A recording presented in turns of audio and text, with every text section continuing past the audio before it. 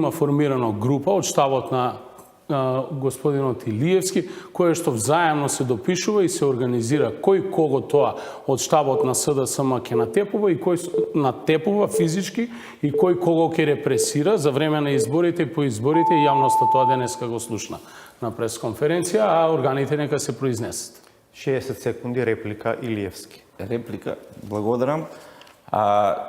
Овдека се спомнуваат луѓе во црни одела пред гласачките места, а ние се обраќаме на нашите гласачи во Куманово. Нашите гласачи во Куманово нека проценат кои излегле на гласање, дали сретнале такви лица или воопшто не сретнале такви лица.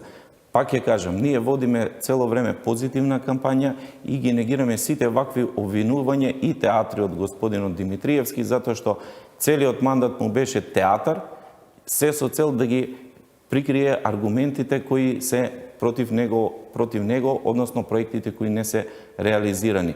Јас подоцна во дебатата ќе ги набројам сите проекти.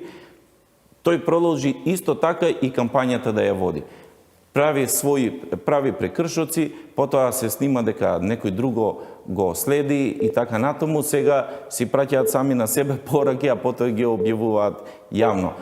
Ги повикувам институциите, сите прекршоци кои се направиме во текот на изборната кампања да ги процесираат и да има конечна пресуда. 30 секунди имате. Ако ми дозволите, камерата нека фати кои се луѓето во црните одела. Еве ги луѓето во црните одела, директно вработени во Министерство за внатрешни работи, во 6-та управа, пред гласачко место Ајдучка чешма. Има повеќе слики кои ни се доставени од анонимен човек. Во штабот веќе известивме за тоа, точно се знаат имињата и презимињата и што тие луѓе бараат таму на гласачките места, луѓе кои што директно работат во безбедувањето на господинот Оливер Еден. Благодарам. 30 секунди вие контрареплика.